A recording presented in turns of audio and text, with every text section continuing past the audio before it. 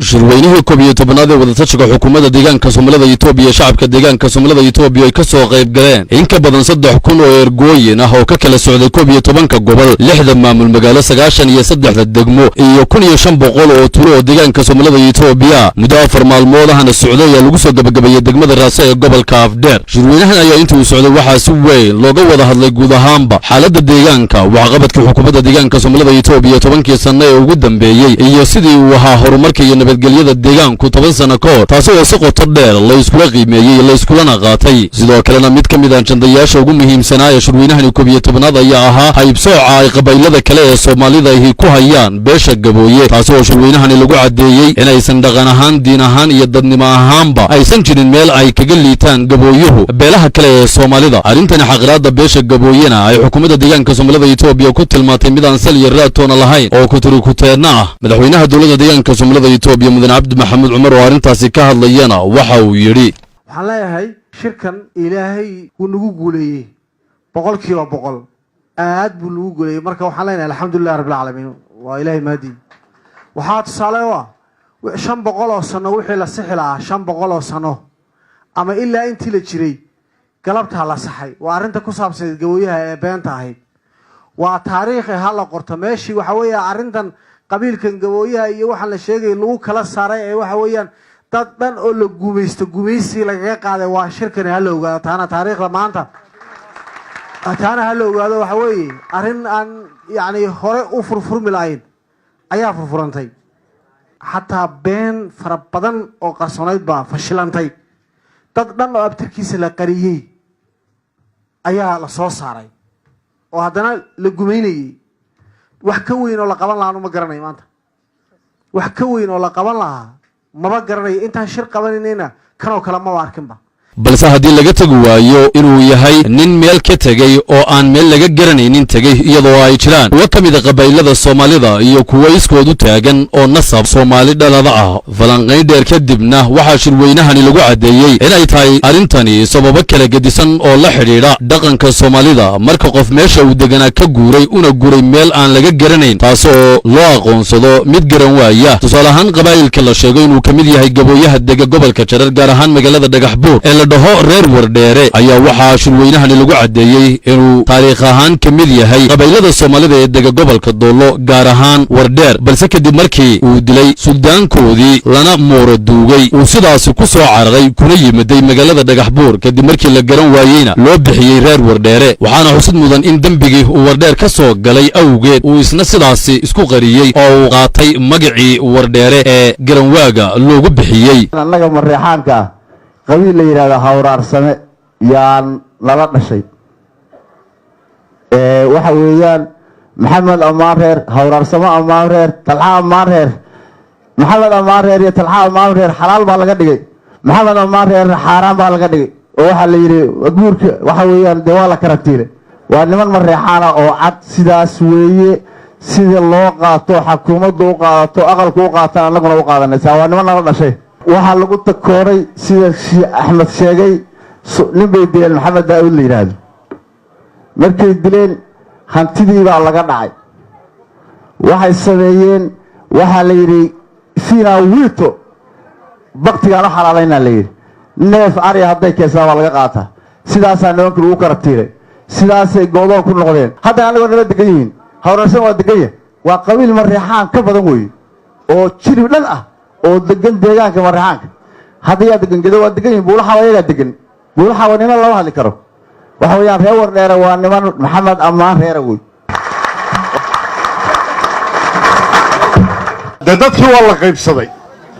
annagana reer Wardheere waa qoyska noogu jiritaanka badan weey oo aan ku faano xaqiiqda marka la gaaro sidaas darteed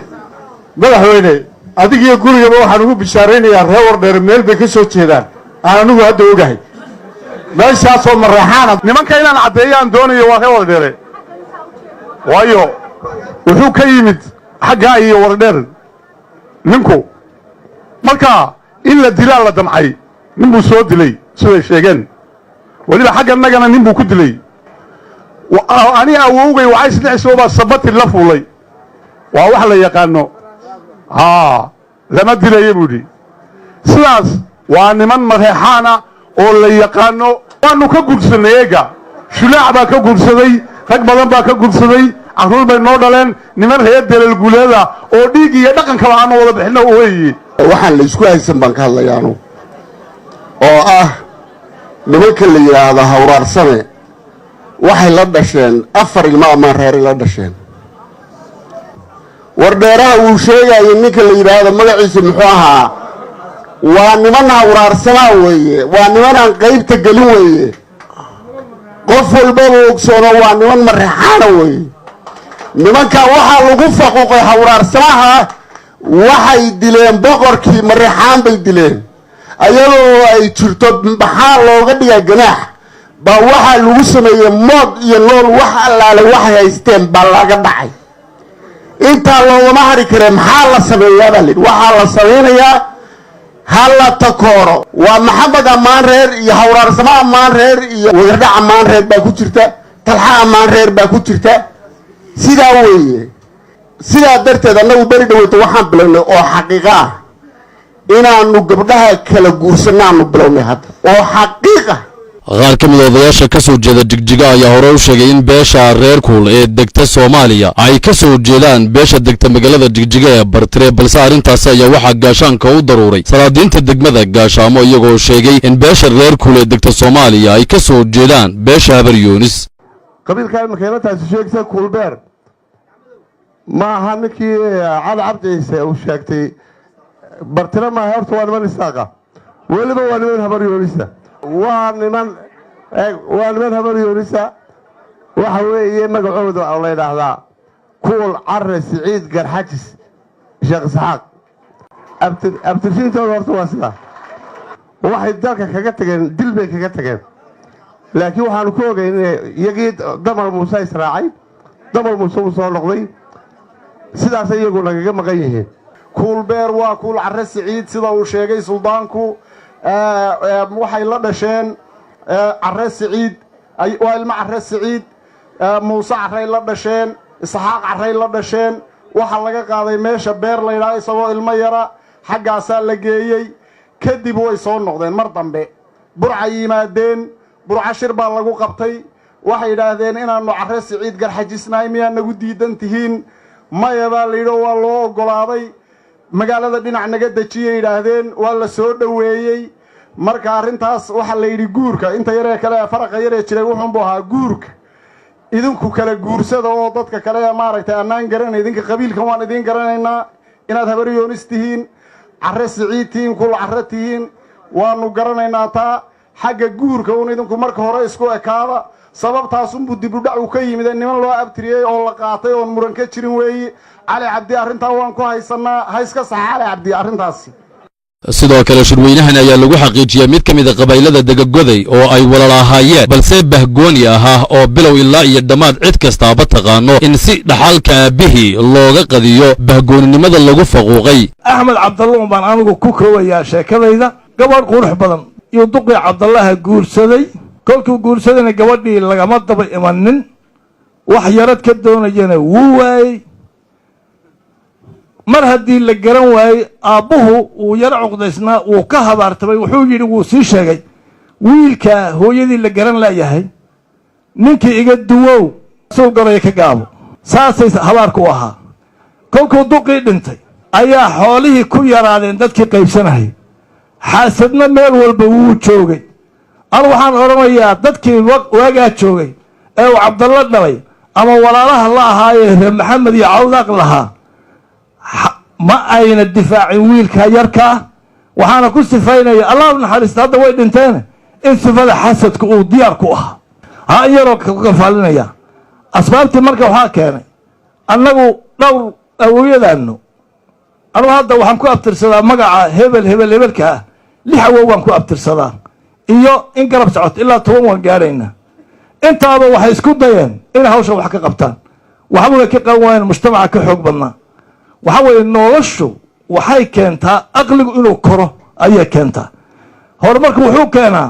dadku intay wax bartaan inay gartaan khaladkiisa saxba inay kala gartaan waxay ina gaarsiisay xadaaradeen iyo aqoontan waxayna gaarsiisay ruux ka fiican inay jirin marka waxaan nidhi war xagee ugu dhow riximka inaad xidhiidhiso waa wax ilaahayna faray weeye annaga waxaa weeye qoys ahaan kolkay sii socoto oo isrifanto oo soomaali ka tagto oo sii socoto xil gooni ah ayaa wuxuu naga saaraa inaan annagu marka hore xidhiidhino marka dambena aan soomaali u dayna ayaa xilku naga saaraa xilka naga saaraa waxaa weye markan waanu shiray go-aan baanu ka gaadhnay 13 suldaan ay beeshaa leedahay iyo ugaaskaa go-aan ka gaadhay oo go-aan ka qaatay in riximkii 200 sano la jaray in la soo celiyo ayaanu go-aan ka gaadhnay tiknikadaa bilownayna waxaa ka mida marka waxaa ka mida 13 suldaanba 13 gabdhood in ay bixiyaan anigii oo masalaya ugaaskiina ama booskii ugaaska fadhiyana gabadhii ugu horeysay oo dhalay curo oo caruurtayda ka mid oo 16 jira inaan bixiyo waa ku dhawaaqay anaana ugu horeeyay 13 suldaanna way iga daba dhawaaqeen marka arrintii Axmed Cabdalle oo aabihii uu ku naanaysay golcadde sidaasayna u xallisantay sidaasaa riximkii maqnaa uu ku soo noqday dhibaatadii lagu hayn jiray sidaasay ku baaba'day maanta waxaa weeye waa qoys ehelkoodii iyo gurigoodii iyo qaraabadoodii iyo qoyskoodii ku soo noqday oo maanta qayrkood la mid awey anigu waxaan ahay suldaankii Axmed Cabdalle siduu ugaasku u sheegay Axmed Cabdalle oo muddo badan xaqirnaa oo dulmanaa walaalahoodna hiil iyo hooba tulmaga la garab taagnaa oon ka hadhin ayaa maanta Allah subxaanahu wa tacaala qalbigooda wuxuu ku soo riday inay walaalahoodii dulmanaa dulmiga ka qaadaan ba Allah subxaanahu wa tacaala qalbigooda geliyey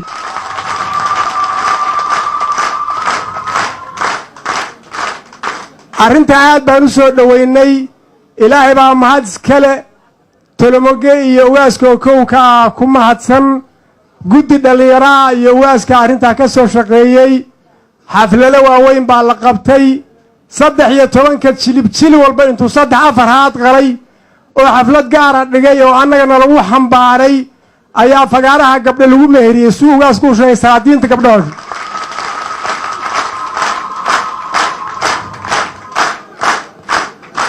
arrintaas saasay u dhacday aad baan ugu farxanay walaalahano sida ay yeeleen maanta ee qiirada leh in lagu daydana way mudan yihiin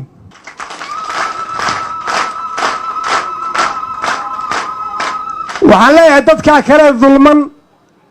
dee dadku dhulkama foodhicin ninba meel buu ka dhashay anugu waxaan leeyahay dadkii abtirkiisa lahayana sida tolomagoo kale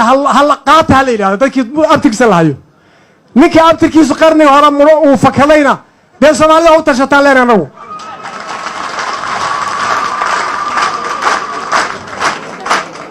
dhinaca kale qaar ka mid odayaal dhaqameedka reer Garbo ayaa cadeeyay in degmada Garbo ay degaan reer Aamin oo ka soo jeeda reer Axmed Cabdalle meel dhow baa reer Aamin laga soo tuuray oo Axmed Cabdalle noqdeenba guurkana waanu bilaabaynaa darbigana waanu jabinaynaa dadkana in islaamnimadu ay hal mid tahay yaanu cadaynaynaa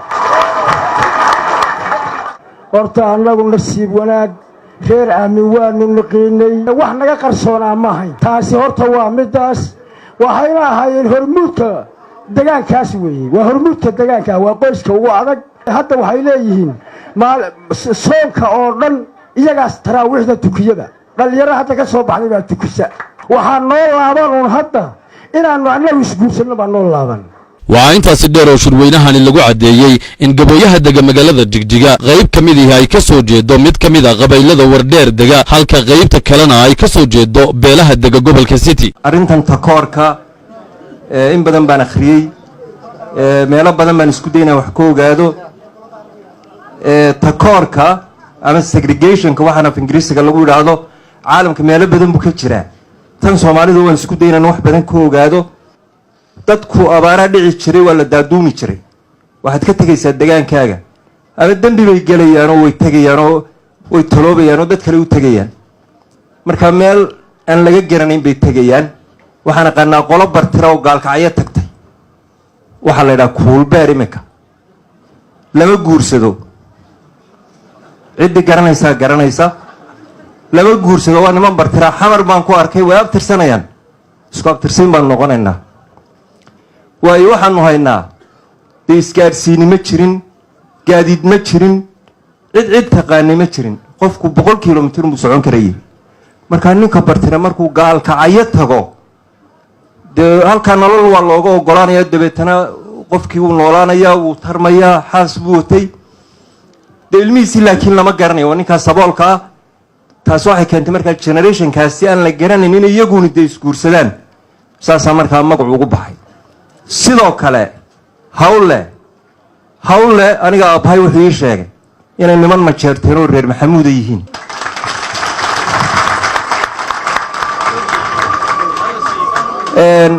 allah u naxariisto suldaan cali xuseen wuu shaqale wuu joogaa in badanna wuu iga maqlay anuu adeerkay baan u yiqiina cali xuseen wuxuu aabbahay u tarayna aabbahay wuxuu cali xuseen suldaan cali xuseen aabbahay u tarayna cid u tarta ma jirin saasaanu dad tolo u ahay laakiin waxaa naga adkaaday oo boondkaa waanu jebin kari weyne iyagoo saasa inaan u aqoonsano dad majeerteena inay yihiin may dhicin madaxweyne waxaan leeyahay kow nimankaa hawle ha loo aqoonsado maanta waynu dhannahay dowladdii soomaalida iyo degaankeediiba kow recognition aan siino niman majeerteena inay yihiin anigoo ku hadlaya magacii bartire sulubna wuu iga dambaynay suldaankii bartirow waanu u aqoonsannahay niman majeerteena inay yihiin gabdhaha iyagana waan siinaynaa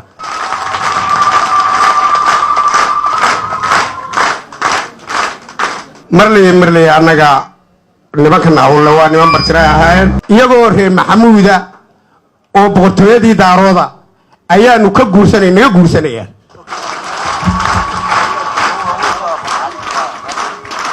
arrintan hawle dacwad baan ka leenahay annagu haddaan nahay ciise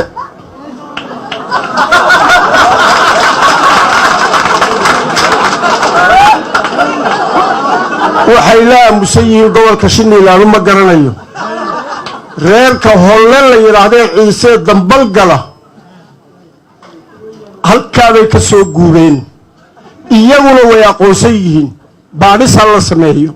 reerka fuurlabe iyay galaan waa holle reerkaasi kana waa holle labadani beelood oo muran ka muujiyey haybta ay ka soo jeedaan beesha hawle ee degta magaalada jigjiga ayaa waxaa kala saaray oo xaqiiqada u kala sheegay mid ka mid odayaal dhaqameedka deegaanka suldaanku uu khalday geesoolo maahe waa geesaale wayna joogaan waana rag ciisa sidaa uu sheegay weeye cabdibriilna sidaa uu sheegay wey odagana uu taabtay waxa weeye reerka waa reer fuurlaba ah waa saaciib waa reegeesaala la yidhahdaa ma wada dhanno oo hawlaha jigjiga yaaloo dhan maaha waa qayb ka mida weeyaan waxay ka soo guureen nawaaxiga meesha la yidhaha baraaq dhiig bay galeen dhiiggii baa lala bixin waayey markaasay soo guureen waxay ka soo guureen eriyada baraaq iyo shiniila iyo harawi iyo eriyadaaba ka yimaadeen asalkoodu waa sidaa waa la yaqaanaa markaa waan kala maranaynaa un innaguna intii nin bad qaadanaysa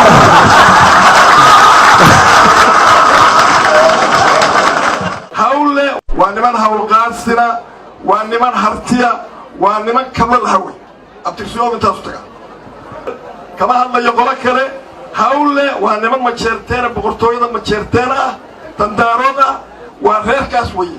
annagu dad takoori mayno dad kalena sheegan mayno hawle niman majeerteena weeye salaadiintaa sheegtay isku soo wada duuduba arrintani takooridda beesha gabooyaha lagu hayo ayaa waxaa shirweynahani la iskula qaatay inay tahay arrin aan sal iyo raatoona lahayn balse ay tahay marin habaabin sababo la xidhiidha dakano dhaxal qaybsi iyo soomaalida oo ahayd dad sabool ah oo isku dili jiray hantida yar ee haysteen ugu dambayna shacabweynaha deegaanka soomaalida Itoobiya iyo xukuumadda deegaanka soomaalida Itoobiya oo ugu horeeyay madaxweynaha deegaanka soomaalida Itoobiya mudane Cabdi Maxamuud Cumar ayaa waxa ay fariin u direen soomaalida geeska Afrika iyo kuwa caalamkaba inay arrintani xaqiraadda beesha gabooyuhu ahayd khalad cad oo ay abayaasheen horay u galeen maantana la gaaray xilligii la sixi lahaa sidaa daraaddeedna looga baahan yahay dadka Soomaalida inaysan sii wadin qaladkii ay abayaasheen horay u galeen iyadoona dhanka kale beesha gabooyo looga baahan yahay inay ogaadaan inay yihiin qabaa'il Soomaaliyeed oo nasab dhalaya loona baahan yahay inay la yimaadaan aaminaad iyo kalsooni weyn